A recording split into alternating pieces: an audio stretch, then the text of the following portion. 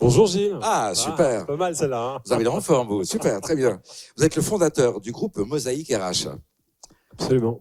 Donc, un groupe qui accompagne les entreprises dans la gestion de leurs ressources humaines. Voilà. Et vous lancez avec des entreprises avec lesquelles vous travaillez la Fondation Mosaïque. Absolument. Pourquoi faire? Pour mobiliser l'ensemble des dirigeants, entreprises, managers, recruteurs qui souhaitent aller plus loin, réfléchir ensemble, construire et s'inspirer en fait des bonnes pratiques qui permettent d'aller beaucoup plus vite et avoir beaucoup plus d'impact dans une logique finalement de changement systémique. Donc aujourd'hui, on a besoin de s'appuyer sur ces bonnes pratiques, sur ce qui marche aujourd'hui. Il y a énormément en fait d'innovations et ces innovations ne sont pas à la hauteur en fait de ce qui est aujourd'hui attendu pour pouvoir changer radicalement en fait les problématiques d'inégalité sociale, d'ouverture sociale et autres. Et donc on pense que à côté de nos projets respectifs, qui sont des projets qui sont dans des segments, dans des silos, à un moment donné, on peut aussi avoir une réflexion méta, une réflexion où tout le monde se retrouve. Et c'est pour ça qu'on a créé le sommet de l'inclusion économique au ministère de l'économie. Donc on est au-delà de la discrimination à l'emploi. On est sur tous les partages de bonnes pratiques et de perspectives dans toute la diversité que l'on peut intégrer dans la notion d'inclusion. Nous, on pense que pour lutter contre les discriminations à l'emploi, c'est intéressant d'avoir une alternative qui consiste à dire misons sur des politiques d'inclusion économique. Ça veut dire quoi? Ça veut dire qu'on va reconnaître l'individu sur sa masse de compétences, ses aptitudes, et on va faire la promotion auprès en fait du marché, d'entreprises qui recrutent et faire en sorte qu'on garantisse davantage l'égalité de traitement, ce qui est complètement en fait différent d'une politique d'affirmative action. Et on pourra répondre tout à l'heure sur la position américaine actuelle. Merci à vous pour votre bonne compréhension de ma gestion du temps et des présentations. Guillaume Merillon. Bonjour Guillaume. Bonjour Gilles. Vous êtes le directeur des RH au sein de la direction commerce Sud-Ouest à EDF. C'est tout à fait ça. Un des plus gros partenaires des Jeux Olympiques. Exactement. Vous allez nous partager quelques bonnes pratiques que vous mettez en œuvre en tant qu'entreprise inclusive. On va essayer de travailler sur ce sujet avec mes collègues ici présents. La direction commerce Sud-Ouest EDF, c'est comme ça, combien de personnes, quels enjeux? Sur Sud-Ouest, c'est 700 personnes. Des enjeux forts de recrutement sur l'ensemble du territoire Sud-Ouest. Et puis, c'est surtout mettre les bonnes compétences au bon endroit. Ça, c'est le boulot du directeur RH. C'est le boulot, entre autres, du directeur RH, oui. Votre voisin s'appelle Naïm Zriwel. Bonjour Gilles. Bonjour Naïm. Alors, vous l'avez découvert ce matin, Naïm. Hein, c'est un artiste. Il est entrepreneur social et il me demande de parler d'abord et avant tout de cette casquette-là. Quand je lui dis, mais moi j'aimerais bien que tu nous fasses ressentir encore ta capacité à nous partager de la poésie sous forme de rap ou sous forme de... Tu te définis comment ? Vous définissez, pardon, je connais pas, on a fait connaissance par téléphone il y a 2 jours, mais on a une spontanéité d'échange comme ça. Moi, je me définis d'abord comme papa de Nour. Ma fille a 11 ans. Je trouve ça plus important que les titres directeur ou fondateur, etc. Je ne sais pas si ça répond à ta question. Alors, l'entrepreneur social, je vais avancer alors si tu veux pas y aller. L'entrepreneur social, il a fondé l'Épopée. L'Épopée, c'est un tiers-lieu, si j'ai bien compris, qui a été installé, créé dans les anciens locaux de l'entreprise Ricard à Marseille, qui a une surface impressionnante, 19 000 m², c'est ça? J'ai entendu ça sur RZN Radio il y a quelques heures. Et dans ce tiers-lieu se trouve un tas de profils différents d'entreprises, de start-upers, des organismes de formation, etc. Enfin, une diversité fantastique. Et là, on a une démonstration de la notion d'inclusion. Je pense, en tout cas, c'est notre objectif. Pour peut-être le public expliquer l'épopée en quelques mots. Donc, je disais Naïm, 43 ans, papa de Nour, entrepreneur social et poète, puisque tu me demandes ma définition. Depuis quelques années, avec un collectif associatif qui a beaucoup grandi, on crée des expériences pour permettre aux individus de trouver leur place dans ce monde, et notamment des personnes qui ont peut-être plus de difficultés au départ. Dans notre croissance, on a cherché des murs et on a vu de la lumière chez une entreprise qui s'appelle Ricard, que j'imagine vous connaissez tous, même si vous n'êtes pas marseillais. qui vendaient leurs locaux. Donc, dans les 19 000 m² des locaux, nous avons créé un tiers-lieu dédié entièrement à l'innovation éducative et à l'égalité des chances. Il y a plus de 50 structures associatives, fondations, entreprises, notamment la Fondation Boulanger, la Fondation CMH, CGM, la BNP, mais aussi des assos, des artistes. Il y a des papis qui jouent aux cartes, des femmes qui apprennent le français, des alternants, des poules, des chanteurs de rap et des comex de grands groupes qui viennent aussi faire leurs événements inspirants et parler d'inclusion avec nous. Qui parlent d'inclusion ou qui mettent en œuvre des actions qui sont révélateurs de cette notion d'inclusion. Peut-être avant de rentrer dans les détails, et je vous ai demandé aux uns et aux autres il y a quelques jours par téléphone de prévoir des exemples à nous partager, de bonnes pratiques, avant de se mettre d'accord sur ce qu'est une entreprise inclusive. Est-ce que vous avez une définition qui va au-delà de celle que je vais vous proposer? Pour moi, l'entreprise inclusive, c'est celle qui accepte dans tous les sens du terme la notion de diversité. Ça doit pouvoir aller un petit peu plus loin que ça? Vos définitions, Lucille. Mais la personne qui était là... Parlez bien tout près du micro. J'ai pas retenu son nom, mais la personne Naïm, qui était dans la table ronde d'avant, enfin le débat d'avant, tout ce qu'il a dit, pour moi, incarne l'inclusivité, à savoir qu'il réinvestisse le chiffre d'affaires dans des actions solidaires, alors, je ne sais pas si c'est son cas à lui. Moi, le modèle qui me fait rêver, c'est lorsque tous les salariés sont actionnaires. J'ai vu récemment une ETI racheter un fonds d'investissement. Les salariés ont racheté au fonds d'investissement l'entreprise qui devait être vendue. Et pour moi, quand tous les salariés sont actionnaires, bien, tout le monde récolte le fruit de son travail. Et déjà, ça, c'est un premier point qui est extrêmement bénéfique. Après, l'inclusion, c'est évidemment de recruter des hommes, des femmes, de la diversité, des handicapés, enfin, rassembler... Des jeunes, des seniors. Évidemment, les seniors et les juniors, c'est une richesse immense. Et non, c'est vrai que la France excelle dans le jeunisme, et qu'à partir, moi, en tant que chasseur de tête, je le vois, quand je commence à présenter des CV de personnes qui ont 50 ans, ça commence à un petit peu grincer des dents. C'est vrai, j'ai plus mes chances là. Alors c'est fini. On peut, messieurs, dire entreprise inclusive égale entreprise dont le capital appartient aux salariés. On peut aller jusque là. C'est ça la référence. Pour moi, c'est un modèle idéal. Elle est loin là. Je veux bien prendre la main. Moi, je pense surtout que quand on parle d'inclusion, c'est accepter la différence. C'est de se dire, et accepter la différence, c'est pas forcément les parcours, les histoires de vie, c'est aussi les avis, on se nourrit des avis et des positions de chacun. J'ai pas besoin de présenter le groupe EDF, puisqu'il fait quand même partie depuis plusieurs années du paysage français et international. Par contre, il y a quelque chose qui n'a jamais bougé, ce sont ses valeurs de respect, de solidarité et de responsabilité. Et je pense que quand on parle d'inclusion, c'est aussi l'alignement entre les valeurs et les actions qu'on peut conduire dans un second temps au sein de l'entreprise. Et il n'y a pas une frontière entre l'entreprise et la vie en société.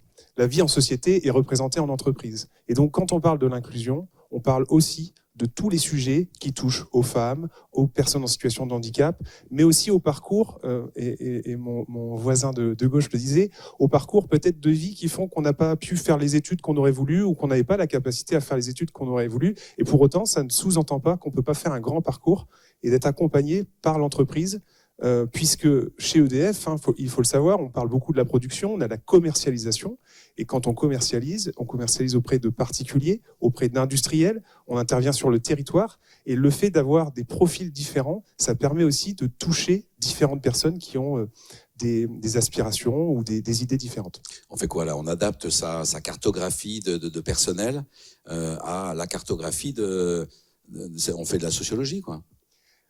On répond surtout au business au départ. C'est-à-dire qu'on a quand même une entreprise qui doit tourner et qui doit être performante. Mais pour être performante, ça ne veut pas dire qu'il nous faut un schéma identique de profil qui serait par exemple que des ingénieurs ou qui ne serait que des commerciaux. C'est dans la diversité qu'on va pouvoir trouver des solutions. Et pour répondre à la question de l'adaptation, je pense que le personnel en situation de handicap est un bon exemple. Marie-Amélie Le Fur, qui est intervenue un peu plus tôt, le disait, c'est-à-dire qu'il y a eu beaucoup d'adaptations, d'innovations pour faciliter l'intégration des personnes en situation de handicap, qui sont devenues, comme la télécommande par exemple, un usage quotidien de l'ensemble des personnes et qui sont presque indispensables. Et donc c'est grâce à cette diversité qu'on peut aller plus loin et donc qu'on peut performer. Saïd, un rebond? Oui, avec plaisir. En fait, l'entreprise inclusive, elle est forcément corrélée à cette notion d'économie inclusive, de croissance inclusive, d'une manière beaucoup plus large. C'est-à-dire que aujourd'hui, on est sur des marchés, on est à un moment donné dans une économie qui doit se développer pour pouvoir créer de la richesse et d'être dans les logiques de redistribution. Quand on a imaginé cette théorie économique, eh bien, ça se met en œuvre par des acteurs, donc des entreprises, qui doivent à un moment donné permettre que l'économie soit la plus inclusive. Donc, dans son quotidien, l'organisation, elle doit se réinterroger sur sa capacité d'être véritablement inclusive. Et c'est le processus, finalement, de recrutement qui doit être étudié. Est-ce que le processus, il fait la part belle à une partie de la population qui est bien née, qui a fait les bonnes écoles, qui est plutôt du genre masculin, ou est-ce qu'on a un processus qui est complètement en fait égalitaire, qui garantit l'égalité de traitement, qui permet en fait à chacun de se révéler au regard de son potentiel, au regard de son expérience, au regard de ses compétences. Et à partir du moment où on est capable de garantir ça, eh bien on fait un pas vers la fabrication d'une entreprise inclusive. Et je pense qu'il faut être très attentif au fait que une partie en fait du business aujourd'hui est perdue parce que on a pendant des années pris l'habitude de marginaliser une partie de la population. Donc on l'a vu nettement à partir du moment où on a, il y avait un chiffre qui était assez éloquent en 2017 qui m'avait frappé, c'est je m'étais rendu compte que la première population la plus discriminée en France dans un processus de discrimination, ce sont les seniors. Et les seniors, c'est quoi à l'époque? Eh bien, c'était 45 ans. Et quand on passe le cap de 45 ans, on a 7 fois moins de chances, à compétences égales, d'accéder à un entretien. Donc là, on est en train de marginaliser une partie de la population. Il faut savoir que lorsque on est évidemment d'origine sociale différente, quand on n'est pas connecté au business, quand on n'a pas de réseau, quand on ne sait pas comment se construire un parcours d'orientation, quand on ne connaît pas les métiers qui vont recruter, eh bien on est déjà en train de se marginaliser alors qu'on est encore lycéen ou étudiant. Et ça va se renforcer par, encore une fois, son statut, de genre ou non, son handicap potentiel ou lorsqu'on est d'origine culturelle ou ethnique différente. Et l'ensemble de ces facteurs font qu'en France, quand on cherche justement à recréer de la richesse, eh bien, il faut peut-être à un moment donné se dire quelles sont mes stratégies qui me permettent de contourner la marginalisation économique. Et donc, c'est pour ça que nous, on milite vers des stratégies d'inclusion économique qui visent à permettre à chacun en fait, de trouver sa juste place au regard de ses compétences. La réponse à cela, pour qu'aucune population ne se sente marginalisée, elle ne dépend pas que des entreprises, inclusives ou non. Elle dépend de l'enseignement, elle dépend du politique, de tous les acteurs économiques et sociaux. D'où la nécessité d'agir à l'échelle de l'écosystème de l'entreprise. Alors évidemment, les centres de formation, les écoles, les universités ont une part de responsabilité. Évidemment, les acteurs politiques, qu'ils soient en fait locaux, régionaux ou nationaux, ont une part de responsabilité. Évidemment et donc on voit bien qu'on est en train de tisser en fait une organisation qui est beaucoup plus large que la simple organisation sur son bassin d'emploi. Et donc si ce sujet il n'est pas traité à l'échelle systémique, on n'y arrivera pas. C'est la raison pour laquelle nous, on pense que c'est aujourd'hui urgent de réunir les acteurs et de faire en sorte que chacun puisse à un moment donné apporter une contribution intellectuelle, physique, financière pour pouvoir avancer ensemble. Parce que si on reste dans nos sillons, avec nos domaines d'expertise, avec nos repères, eh bien on n'arrivera pas à bousculer et on sera forcément simplement finalement dans de l'affirmation d'être une entreprise inclusive. C'est super d'avoir mis d'avoir ajusté son processus de recrutement, mais derrière on voit bien que l'entreprise, si elle n'a pas les candidats, elle n'y arrivera toujours pas. Donc à un moment donné, il faut investir dans la formation, il faut investir dans l'accompagnement, il faut investir. Et donc voilà, c'est pour ça que c'est une réflexion qui est en réalité très politique. Quand vous dites nous, c'est les acteurs du sommet de l'inclusion économique, dont on va reparler un petit peu après. C'est les membres du CESE, Comité économique, social et environnemental, dont vous faites partie. C'est tous les acteurs concernés par cette démarche-là. C'est ça, chacun en fait a sa contribution et sa responsabilité à stimuler. On va rentrer dans le détail. Je voudrais terminer avec Naïm sur la définition d'une entreprise inclusive. Déjà, merci à mes collègues de leurs interventions très très inspirantes. Moi, mon petit apport, je dirais les choses suivantes. Pour moi, une entreprise inclusive, c'est déjà une entreprise dont l'exécutif, les actionnaires et les leaders intègrent dans leur ADN et dans leur code source des impacts sociaux et territoriaux. Sociaux et territoriaux. Qu'est-ce que je veux dire par là ? Si on se fixe pas des objectifs, ne serait-ce que modestes, d'impact sur notre territoire, ça peut pas marcher. C'est un peu, je vais faire une métaphore, c'est un peu quand on se dit qu'on va faire du sport si on a le temps. En général, dans l'agenda, on saute le créneau de sport, alors que si on s'impose d'avoir une bonne hygiène, on va faire le sport. Et ce que je veux dire par là, c'est il y a une notion, peut-être que vous l'avez entendu, qui est RTE. On a beaucoup parlé de RSE pendant des années. Ensuite, en ce moment, on parle de responsabilité territoriale des entreprises. Moi, je pense qu'il y a une responsabilité territoriale des entreprises en matière d'éducation, voire d'épanouissement. Donc, une entreprise, elle évolue sur un territoire. Quelle est la part dans ce grand village que l'on prend pour faire épanouir des personnes qui ont besoin qu'on leur donne de l'attention, du temps, qu'on fasse un petit effort supplémentaire pour pouvoir comprendre leur diversité et pour les faire grandir. Pour ma part, c'est un peu comme ça que je conçois une entreprise inclusive. Ça fait partie des thèmes que vous retrouvez, qui s'expriment au sein de l'épopée ?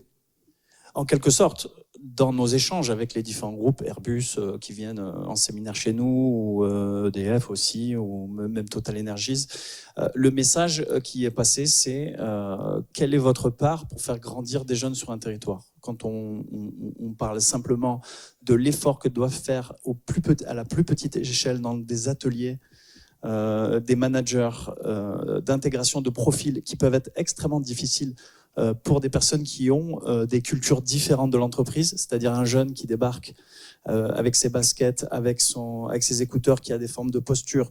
Il y a quand même un effort qui va dans les deux sens. On parle beaucoup aux jeunes d'employabilité, on leur demande de s'adapter. Il y a un terme que peut-être vous connaissez qui est l'employeurabilité. Il faut aussi que ça parte évidemment du COMEX et du haut, mais qu'à l'échelle du management, on intègre aussi des formations pour les aider à comprendre aussi les nouveaux codes, comprendre les difficultés rencontrées, l'absence de confiance et tout ce qui pourrait être un frein à l'inclusion. En capacité d'accueillir et de manager des jeunes qui n'ont pas les codes de l'environnement du travail au départ. Exactement.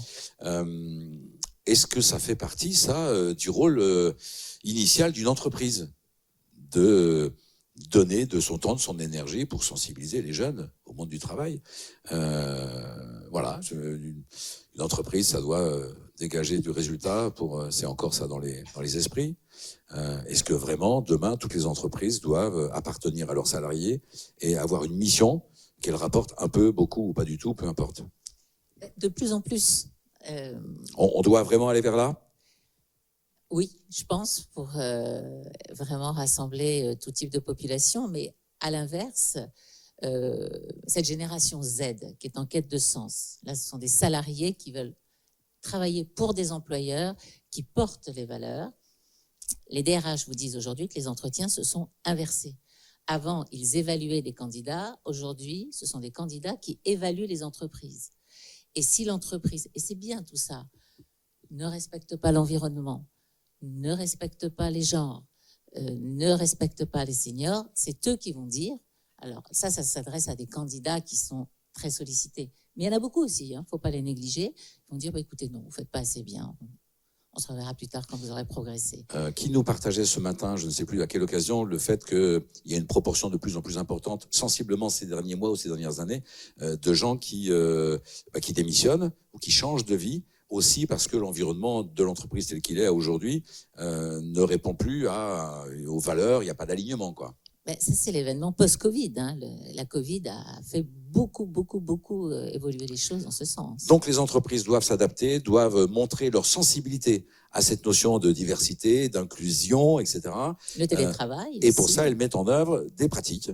Je vous ai demandé aux unes et aux autres, à l'une et aux autres, de nous partager quelques bons exemples d'actions mises en œuvre, avec quel bénéfice pour l'entreprise, quel bénéfice pour les salariés.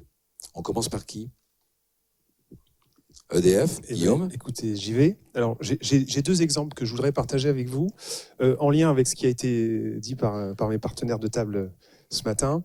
Le premier, il est en lien avec le temps qu'on peut consacrer, que l'entreprise peut consacrer via ses ressources, à ce qui se passe à l'externe. Donc on parlait du recrutement, on parlait de l'accompagnement peut-être de profils particuliers pour éviter la désinsertion professionnelle. Et donc chez EDF Commerce Sud-Ouest, en fonction des appétences de nos compétences et de nos salariés, on va mettre à disposition des ressources pour qu'elles puissent à la fois parler de l'entreprise, puisqu'elles ont un vécu, en règle générale ça peut être aussi des personnes qui sont en fin de carrière ou en milieu de carrière, et donc toucher des publics différents. Alors ça peut être un pro dans ta classe, c'est-à-dire que c'est quelqu'un qui se déplace dans les classes, en général plutôt vers la troisième, plutôt vers les écoles primaires pour justement inciter, faire connaître des métiers, parce qu'on parle justement des femmes dans les métiers techniques par exemple, et c'est pas après la période de lycée que je vais pouvoir commencer à engager ma démarche de réflexion pour pouvoir devenir ingénieur ou pouvoir travailler dans un métier technique. Et ça se fait très tôt.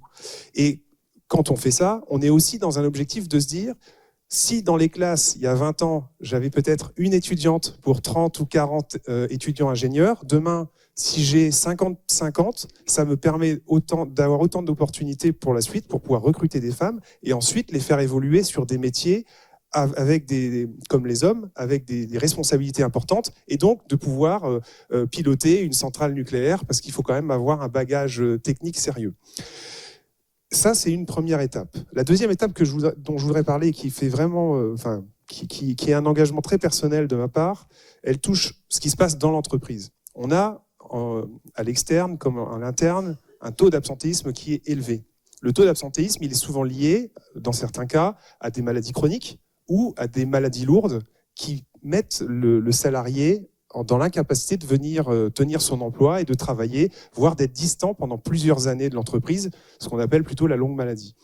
Le vrai sujet aujourd'hui qu'on développe, c'est comment on maintient ou on accompagne le retour à l'emploi. Et ça fait partie de l'inclusion. C'est-à-dire, à un moment donné, dans le parcours d'une personne, c'est l'histoire de vie.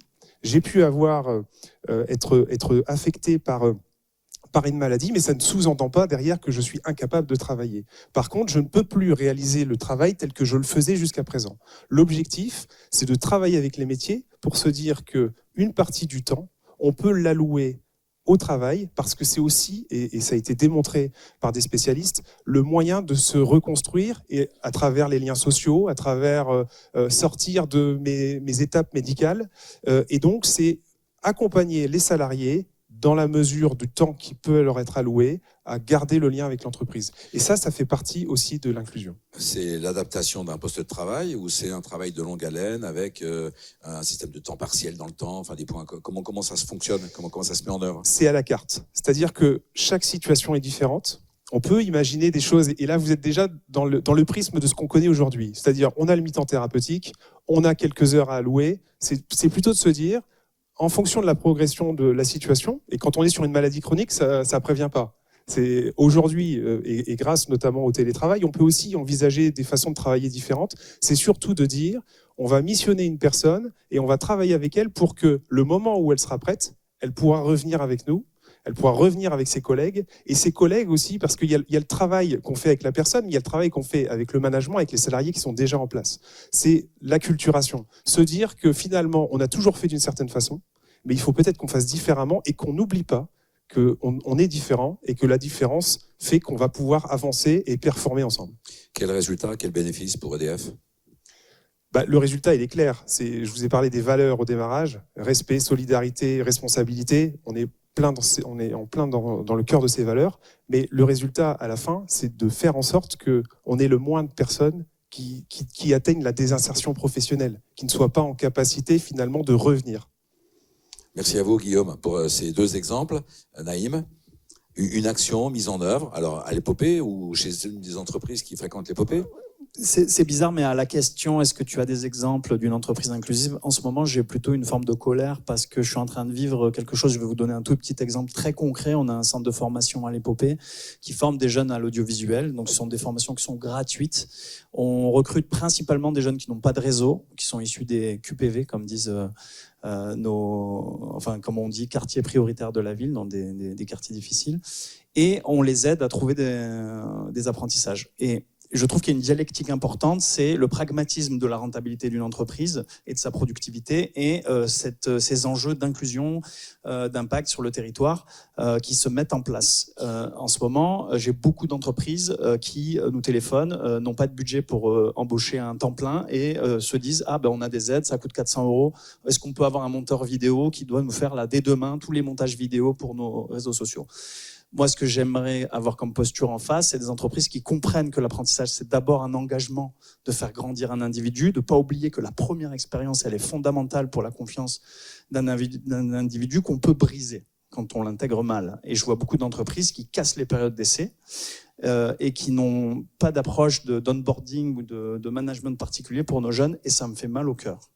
Peut-être pour pas finir sur une touche. Vous êtes en colère parce qu'il y a plus d'entreprises qui ne jouent pas jeu que d'entreprises qui jouent jeu. C'est ça que vous Aujourd'hui, ce que je vis, c'est que j'ai jusqu'au 17 février pour intégrer une quinzaine de jeunes en entreprise et que tous les jours, avec nos équipes, on fait du phoning, on appelle, on convainc. Des fois, je force certains copains à prendre des apprentis pour être très transparent. Mais blague à part, pour finir sur une touche positive, on a des fois des deals avec des entreprises qui ont cette tension de productivité.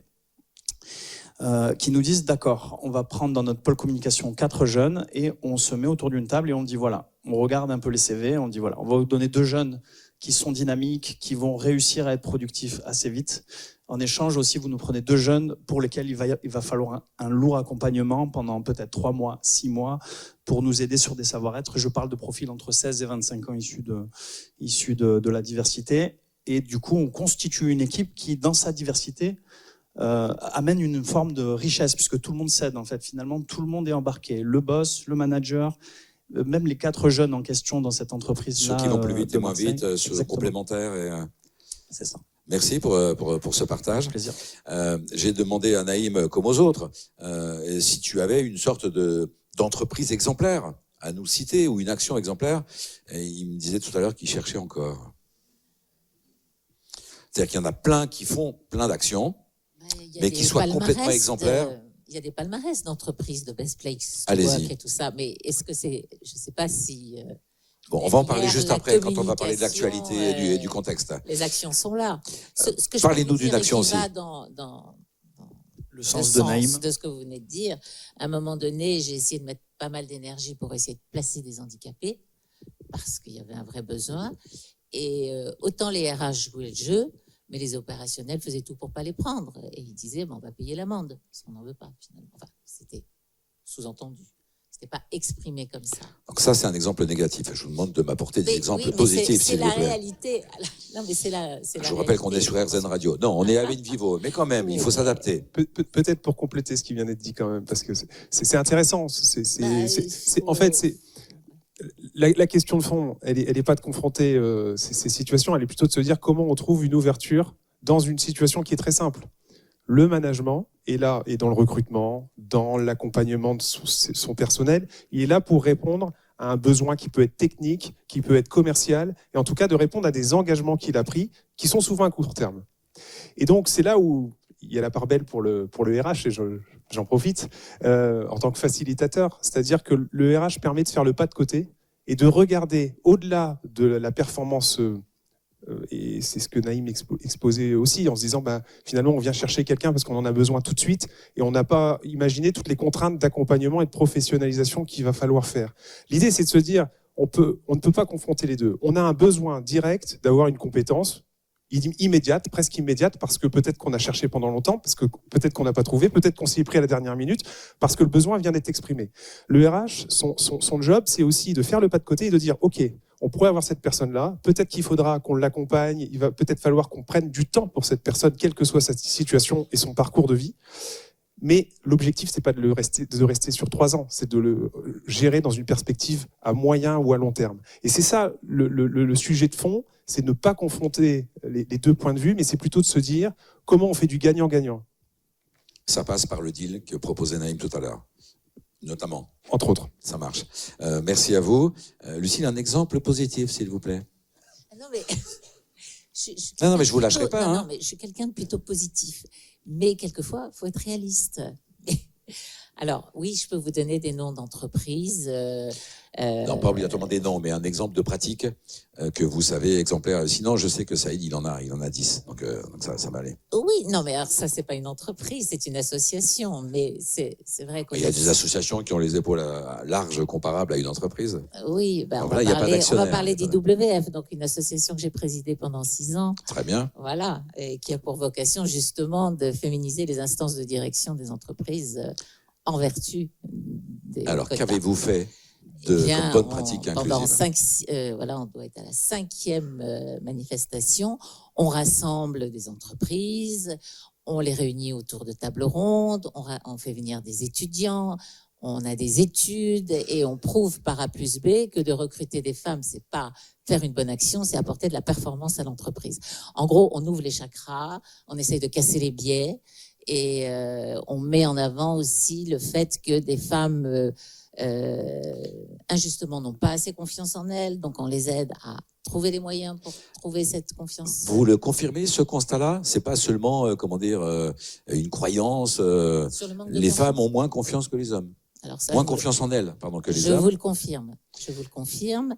Alors vous qui le savez depuis longtemps, qu'est-ce qu'on fait pour ça? Par exemple, et c'est statistique. Et ça va intéresser un certain nombre de femmes qui sont ici. Et je pense que toutes les femmes dans la salle iront dans mon sens. Oui, vraiment? Oui ou non? Attendez, j'ai pas fini de dire oui, ce non, que mais c'est juste pour savoir. Quand vous avez une feuille de poste et que la femme estime qu'elle a 9,5 sur 10 pour avoir la fonction, elle va vous dire oui, c'est intéressant, mais là, il y a 0,5 que je ne sais pas faire. Alors que vous présentez le même poste à un homme qui, lui, a 5 sur 10, et il a raison, il va vous dire, mais j'y vais, je le ferai, je vais apprendre en le faisant, et là, ils ont raison. Donc l'homme a raison sur le coup là. Et les femmes doivent prendre confiance en elles. Pardon, je suis désolé. C'est clair, mais parce qu'elles sont... Gilles, tu sors.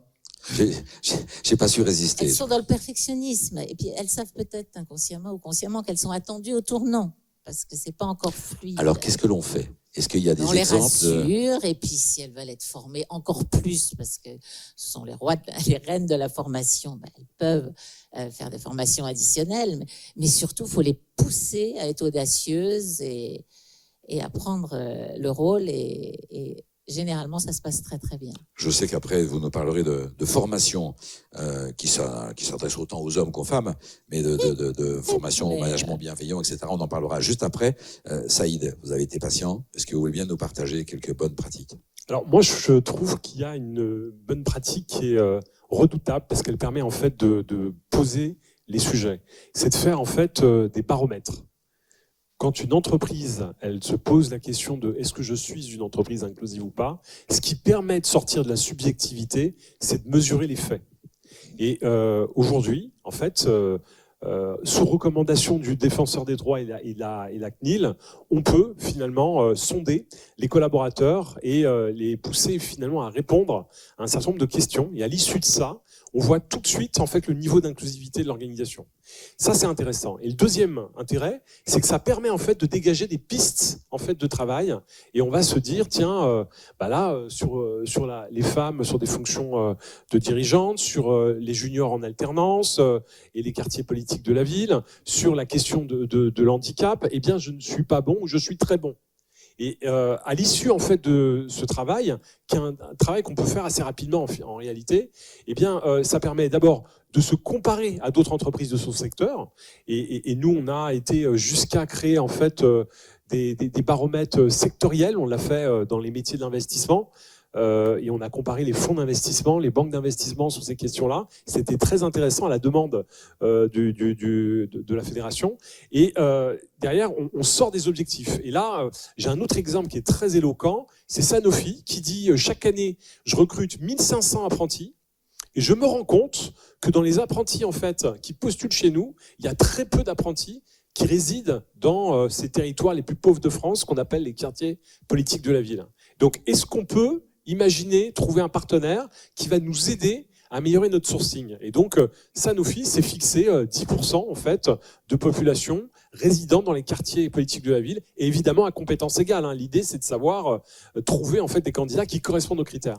Vinci, aujourd'hui, est capable d'affirmer 15% sur ses alternants, et va parfois même au-delà. Et donc ça permet en fait de construire des plans d'action très concrets, mesurables, qui peuvent à un moment donné faire progresser l'entreprise. Et au final, l'entreprise, souvent, elle va avoir besoin en fait d'accéder à des viviers dont elle ne dispose pas naturellement. Donc, elle travaille derrière sa marque employeur, elle monte des partenariats stratégiques territoriaux, elle est capable à un moment donné d'innover sur sa manière de fonctionner. Je pense que EDF a quand même beaucoup agi. Je me souviens d'une collaboration qu'on avait eue sur les bacs pro électriciens qui avait été redoutable. C'était des jeunes dont personne ne voulait. En fait, ils se retrouvaient en fait avec des diplômes de type CAP, BEP à galérer en bas de la cité, et on avait monté une passerelle, et on a à l'issue de la passerelle qui a duré entre 6 à 12 mois, des gens qui ont été intégrés soit en CDI, soit en alternance. Et ça c'est voilà. Là, on est vraiment dans des dynamiques gagnant-gagnant qui permet en fait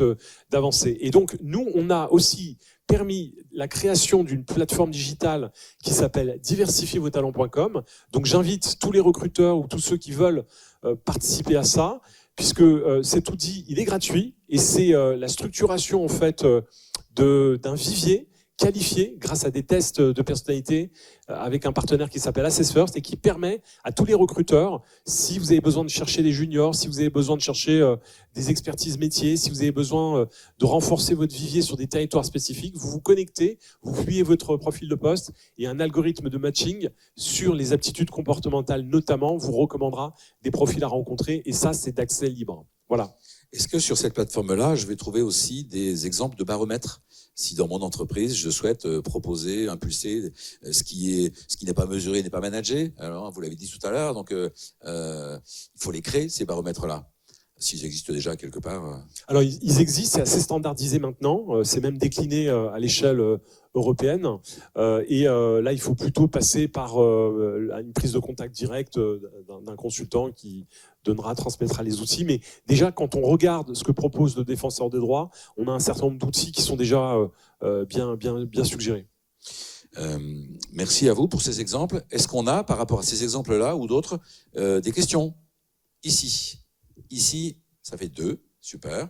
Donc par ici en bas pour démarrer. Merci beaucoup. Et puis une seconde ici, et je crois qu'il y en a une troisième là-bas. Hein, et une quatrième ici. Ok, ça marche. Merci. Ouais, hop. Bonjour. Diane Lenay, je travaille à la Fondation Kedge, donc on lève des fonds pour financer les projets d'intérêt général de l'école.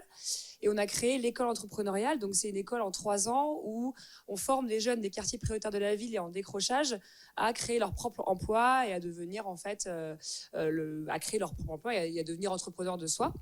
Et donc Saïd Amouche, vous avez plus ou moins répondu à ma question, mais nous, l'enjeu qu'on a aujourd'hui, c'est qu'on essaie d'attirer ces talents invisibles, ces talents atypiques dans notre formation où la Fondation Kedge, donc avec nos mécènes, on prend en charge 100% des frais de scolarité et aussi une bourse de vie tous les mois pour qu'ils puissent suivre la formation. Donc voilà, on va capter ces talents invisibles, on va les former pendant 3 ans, mais néanmoins, on est toujours en galère sur le sourcing.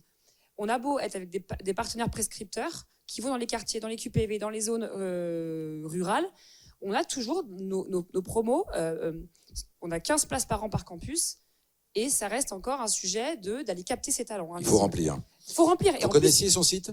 Bien sûr, je connais bien sûr Saïd Amouche, je connais l'ascenseur et je connais. Voilà, le problème aujourd'hui, c'est que est-ce que vous, entreprise, donc il y a Mosaïque RH, mais est-ce que vous, entreprise, vous avez, au-delà de la marque employeur, des démarches proactives pour que ces talents invisibles et ces talents atypiques aient envie de venir chez vous? Parce que finalement, il faut aussi leur donner, il faut aussi casser la barrière, casser les codes, leur donner envie de venir. Peu importe les salons à Kedge, il y a aussi des salons. Est-ce qu'il y a des salons dans les quartiers? On parle d'attractivité là aussi. Hein. Ouais, attractivité des talents invisibles. Merci. Merci à vous. Réponse, Naïm? Je crois que Saïd a été interpellé en premier. Oui, si tu veux répondre. Si tu veux, n'hésite pas.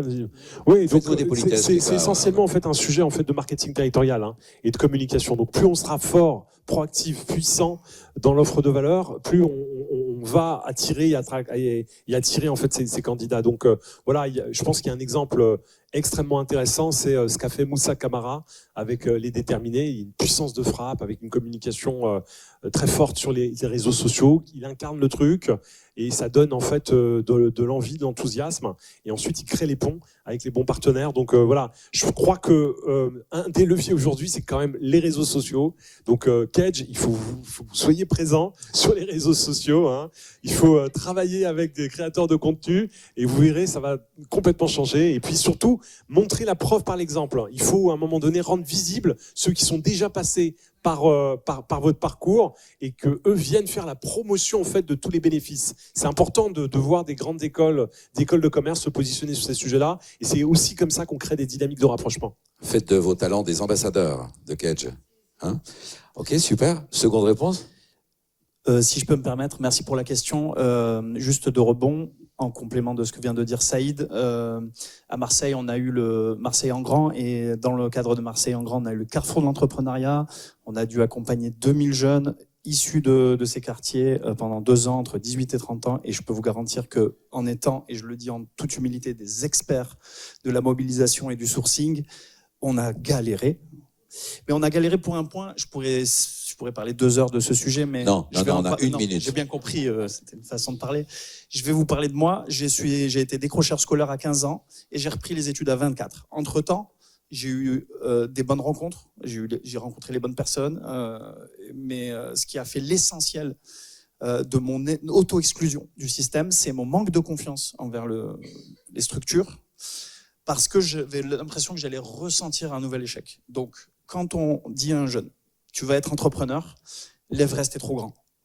Donc, nos techniques, évidemment, ça, je peux en débattre après la conférence pour entrer vraiment dans le détail, mais c'est vraiment de créer un sas, une bulle de bienveillance, d'ouverture, d'écoute, et de dire, t'as pas besoin de nous pitcher ton entreprise, juste viens discuter tes idées avec nous, et peut-être que ça se transformera en entreprise, et voire même créer une fausse entreprise là, avec nous, dans le cadre de jeux, avec des profils auxquels on se rattache. J'en fais partie quand je fais des témoignages dans des lycées des quartiers nord ou à Paris ou à Marseille. Par mon parcours un petit peu chaotique, forcément, j'ai l'écoute des jeunes. Pour les femmes, on parlait tout à l'heure de quels sont les leviers, le role modeling, le fait de montrer, c'est très important. Évidemment, j'enfonce des portes ouvertes, mais je crois que le levier numéro 1, que ce soit pour entrer dans les grands groupes ou pour démarrer l'entrepreneuriat, c'est casser l'autocensure.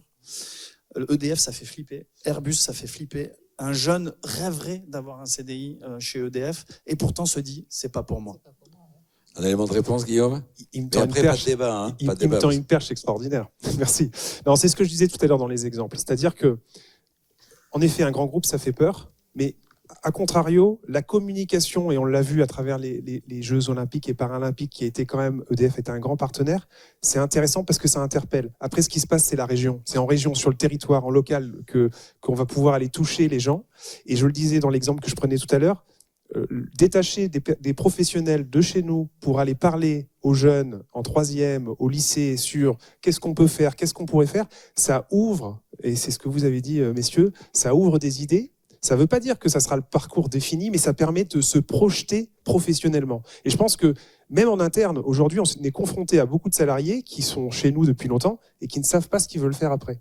Et donc, la clé, c'est quel est mon fil conducteur, quel est le projet professionnel, même si je ne le ferai jamais, qui peut me conduire à ouvrir des portes.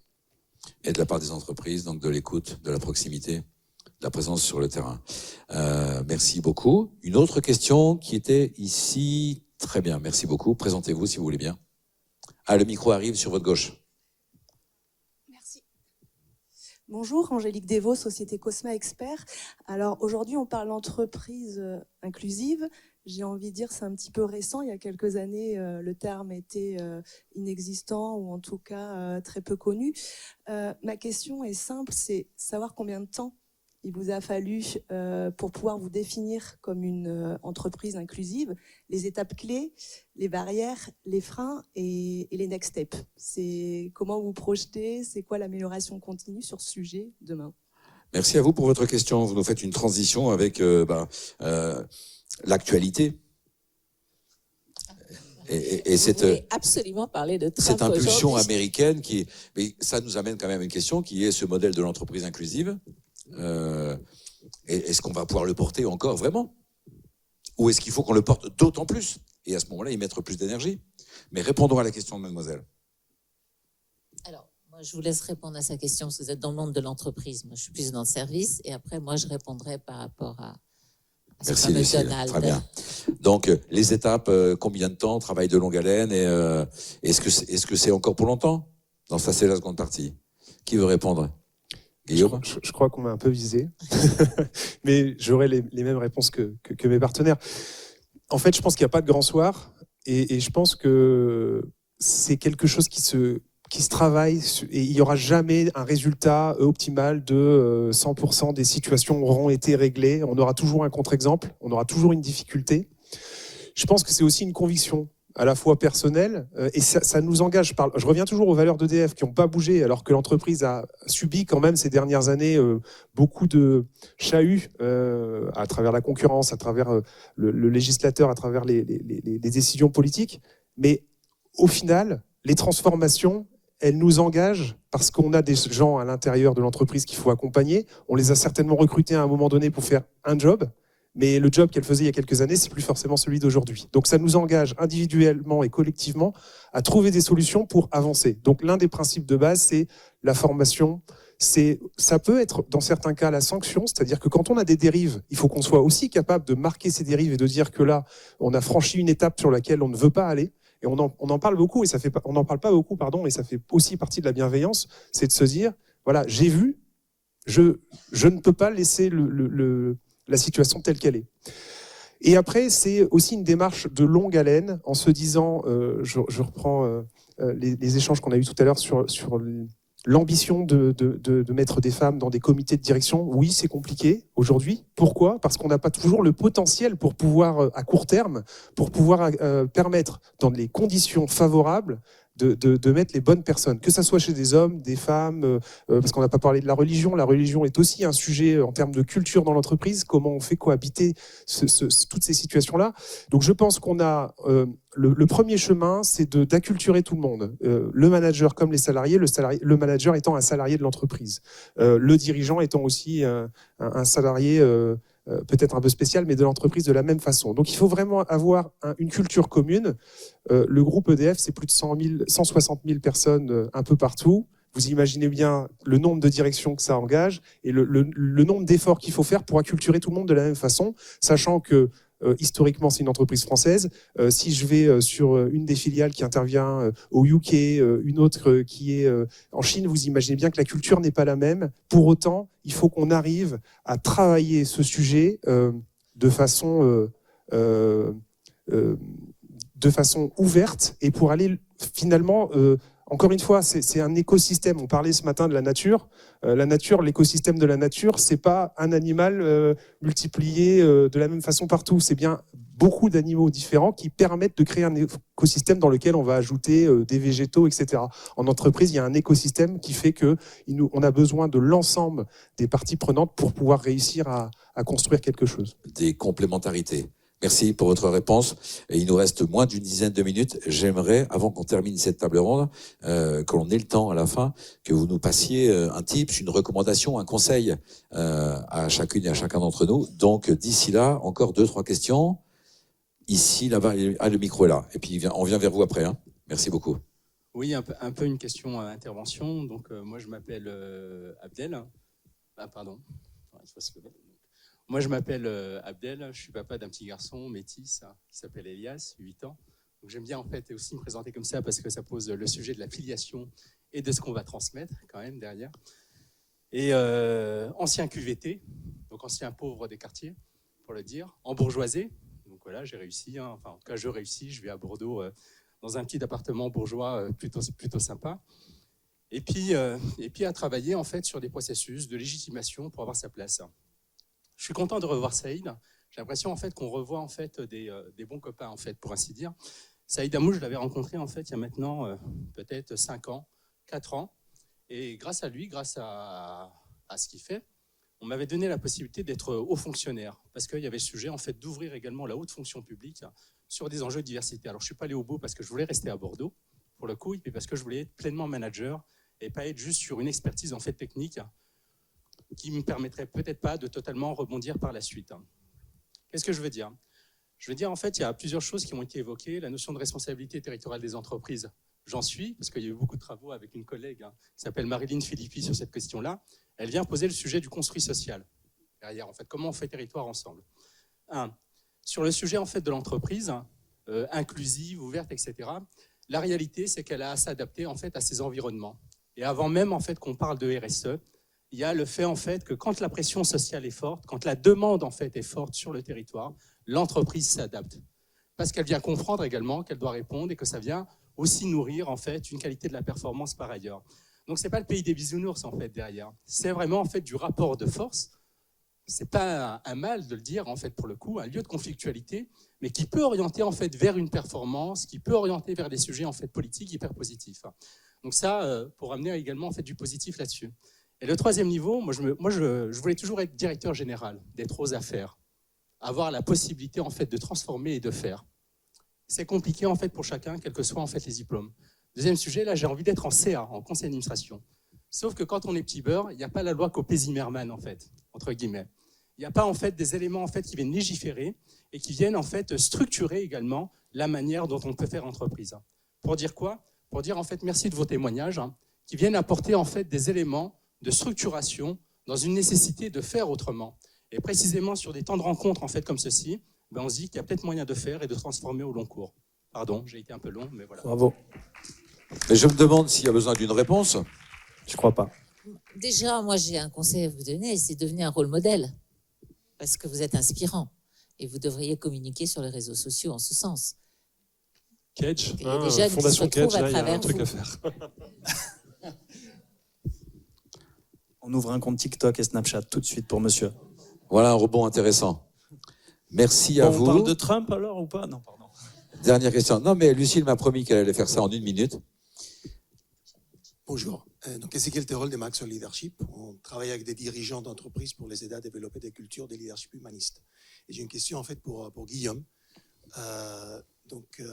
Tu as parlé justement suite à les interventions précédentes du rôle de la DRH pour pouvoir créer en fait une harmonie entre le besoin imminent d'une compétence et le développement long terme en fait des profils et des talents. D'accord. Depuis 2 ans, je travaille justement avec des DRH dans la francophonie, en France et dans d'autres pays. Et il y a une expression que j'ai appris de vous, de votre communauté, que j'adore, c'est le développement durable du capital humain. Et quelque part, je l'associe justement à cette notion d'aider en fait le talent à se développer en fonction de là où il est. Et la question que j'ai en fait, c'est d'un point de vue pratique et d'un point de vue des réalités, quel est ton constat sur quelle est quelque part la volonté, la marge de manœuvre et les outils que la communauté des DRH ou que les DRH en entreprise, en fait, ils ont aujourd'hui en France concrètement pour faire justement et mener ces développements durables du capital humain dans les entreprises. Merci. Merci beaucoup pour cette question. Moi, je vais faire le lien avec la remarque qui a été faite juste avant. Je la prends comme une grande remarque. Moi, je pense qu'après une crise, on a tous subi une crise assez forte, après l'après 2020, on se cherche, on essaye de trouver des opportunités, mais on ne peut pas faire comme avant. Avant, le DRH était plutôt un appui du comité de direction, un appui des métiers. Après, on s'est rendu compte, quand je dis on s'est rendu compte, c'est la communauté. Je réponds bien à la communauté des DRH. Là, je sors un petit peu de l'entreprise du groupe EDF. Néanmoins, quelque chose qui nous a frappé au sein du groupe EDF, c'est de dire, aujourd'hui, on parle de la transition énergétique. Et la transition énergétique, on a des risques industriels. Et l'un des risques industriels, c'est la compétence. C'est-à-dire que quand on a posé ça sur la table, on ne se dit plus, le risque industriel, c'est des outils, c'est des machines, c'est l'informatique et télécom. On se dit, ce sont les ressources que l'on a à l'intérieur. Et c'est un petit peu ce que vous avez entendu ce matin, c'est de dire comment on peut garder les bonnes compétences, comment on peut faire en sorte que les compétences qui ne sont pas au bon endroit puissent devenir et évoluer ailleurs. Et donc, c'est devenir un leader RH au service des métiers. Et donc, pour répondre clairement, aujourd'hui, je pense que le RH, il faut le voir comme un business partner dans toutes ses composantes, et non plus comme quelqu'un qui va simplement mettre en musique les décisions qui auraient pu être prises par ailleurs. Ça vous va, messieurs, madame? Totalement, totalement. Bien sûr. Merci à vous. Il nous reste 2 minutes. Est-ce qu'il y a encore une question? Alors on va faire très très rapidement, si vous voulez bien. Bonjour, je suis Patricia Pierre-Jérôme. Je viens de créer mon entreprise, c'est Miomica Skills Recruitment.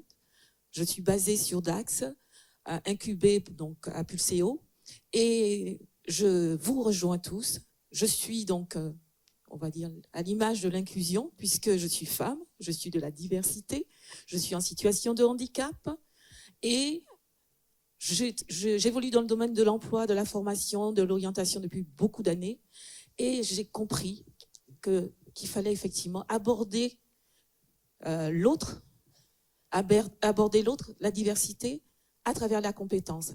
Et la compétence comme ressort, sortir du métier, sortir effectivement aussi du diplôme pour voir l'autre.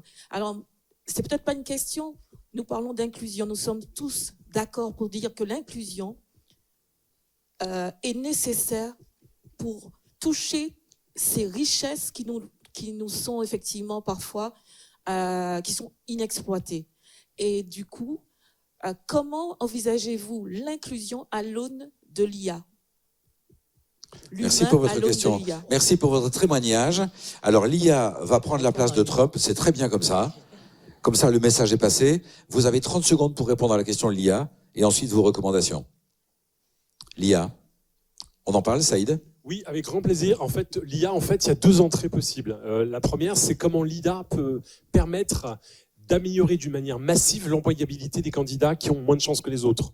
À un moment donné, la différence, elle se fait sur l'accès à l'information, sur les conseils qui ont été intégrés par le candidat, sur sa capacité en fait à les animer, à les mettre dans une dynamique de recrutement et surtout se positionner sur les bons secteurs d'activité, les métiers qui recrutent, les métiers qui correspondent en fait aux aptitudes du candidat. Donc tout ça, en fait, c'est une dynamique qui peut être accompagnée par l'IA et il y a aujourd'hui des chantiers qui s'ouvrent et qui sont extrêmement intéressants, portés par des acteurs associatifs, Microsoft, Accenture, Salesforce, Google, et c'est quelque chose à regarder. Je vous invite à chercher par exemple l'outil qui s'appelle ZIA, Z-I-A. Donc ça, c'est des choses qui sont aujourd'hui concrètement en fait opérationnelles. Et puis il y a l'IA qui demain finalement c'est un secteur qui est en transition. C'est la transition numérique, c'est des nouveaux métiers, c'est la problématique finalement des développeurs dans les années 2000. On a créé la grande école du numérique, on a finalement accompagné plein d'organismes de formation pour pouvoir former des milliers de jeunes. Je me souviens d'une discussion qu'on avait eue à ce moment-là avec Xavier Niel. Niel fait le choix à un moment donné de pivoter sur le sujet et crée par exemple l'école 42 pour pouvoir justement offrir gratuitement en fait des formations et ça a été un accélérateur. Eh bien, je pense que demain, c'est pareil, ce sont à la fois des métiers dont on va avoir besoin dans les entreprises et donc c'est des opportunités de recrutement et comment ces opportunités de recrutement peuvent être accessibles aux populations les plus marginalisées, les plus exclues, les plus en difficulté, pas sur le plan social, mais sur le plan, encore une fois, d'accès aux opportunités, parce qu'ils ont les compétences, parce qu'ils ont cette dynamique de réussite en eux. Donc ça, c'est intéressant à crocheter. Et puis, le deuxième élément, c'est de faire en sorte que ces nouveaux métiers soient très vite partagés avec les jeunes aujourd'hui, c'est-à-dire ceux qui sont aujourd'hui dans les parcours de formation, pouvoir les alerter, les construire et faire en sorte que cette innovation soit domptée au mieux pour justement participer à une croissance inclusive, une économie inclusive et faire de ces entreprises des entreprises inclusives. Merci Saïd. Il vous reste 10 secondes chacun pour nous partager une recommandation, un conseil, une bonne pratique. Alors moi, je dirais que c'est vraiment une responsabilité de la part des dirigeants d'incarner tout ce qu'on vient de dire, parce que c'est eux la colonne vertébrale de l'entreprise. Et si eux ne sont pas convaincus, ça ne pourra jamais marcher en verticalité. Les dirigeants doivent être exemplaires. Exemplaires. Merci beaucoup, Lucie, d'avoir montré l'exemple de la précision de votre préconisation. Naïm.